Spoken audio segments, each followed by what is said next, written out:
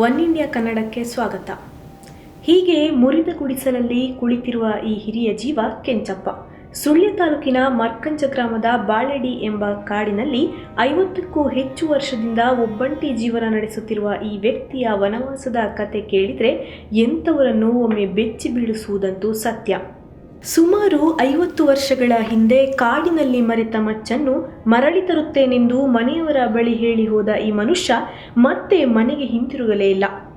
ಇಲ್ಲಿನ ಊರಿನವರ ಪ್ರಕಾರ ಕತ್ತಿ ತರಲೆಂದು ಬಂದಾಗ ಅಲ್ಲೊಂದು ಪ್ರಾಣಿಯನ್ನು ದುಷ್ಟ ಶಕ್ತಿಗಳು ಭಕ್ಷಿಸುತ್ತಿದ್ದವಂತೆ. ಇದನ್ನು ಕಂಡ ಕೆಂಚಪ್ಪ ಅವರಿಗೆ ಸೋಂಕು ಆಯಿತಂತೆ. ಮನೆಯವರು ಎಷ್ಟೇ ಶತಪ್ರಯತ್ನ ಪಟ್ಟರೂ ಇಂದಿನವರೆಗೂ ಮನೆಗೆ ಕರೆತರಲು ಆಗಿಲ್ಲ. ಇವರ ಈ ಸ್ಥಿತಿಯ ಹಿಂದಿನ ನಿಗೂಢ ಸತ್ಯ ಇಂದಿಗೂ ಯಾರಿಗೂ ತಿಳಿದಿಲ್ಲ.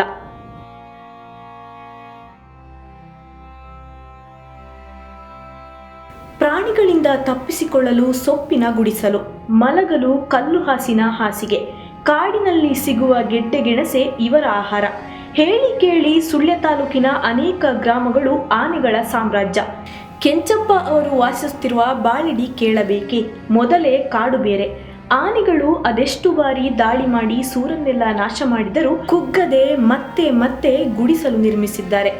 ಇಷ್ಟೇ ಅಲ್ಲ, ಅದೆಷ್ಟೋ ಬಾರಿ ಆನೆ ದಾಳಿ ಮಾಡುವಾಗ ಪಕ್ಕದಲ್ಲೇ ಇರುವ ದೊಡ್ಡ ಮರವೊಂದನ್ನು ಹತ್ತಿ ತನ್ನ ಜೀವ ಉಳಿಸಿಕೊಂಡಿದ್ದಾರೆ. ಹಲವು ಬಾರಿ ಅರಣ್ಯ ಇಲಾಖೆ ಬಂದು ಗುಡಿಸಲನ್ನು ಕೆಡವಿದ್ರೂ ನಿಂತ ಜಾಗದಿಂದ ಈ ಮನುಷ್ಯ ಕದಲಿಲ್ಲ. ಕೆಂಚಪ್ಪ ಅವರಿಗೆ ಈಗ ಮುಪ್ಪು, ದೇಹದಲ್ಲಿ ಬಲವಿಲ್ಲ. ಒಂದು ಹೊತ್ತಿನ ಊಟಕ್ಕಾಗಿ ಕಟ್ಟಿಗೆಯನ್ನು ತೆಗೆದುಕೊಂಡು ಹೋಗಿ ಅದೆಷ್ಟು ದೂರದ ಸಂಬಂಧಿಗಳ ಮನೆಯ ಮುಂದೆ ಹಾಕಿ ಊಟ ಮಾಡಿ ಬರುತ್ತಾರೆ. ವೇಗವಾಗಿ ಬಂದ ಕಾರೊಂದು ರೆಸ್ಟೋರೆಂಟ್ಗೆ ನುಗ್ಗಿದ ಘಟನೆ ಹರಿಯಾಣದ ಯಮುನಾನಗರದಲ್ಲಿ ನಡೆದಿದೆ.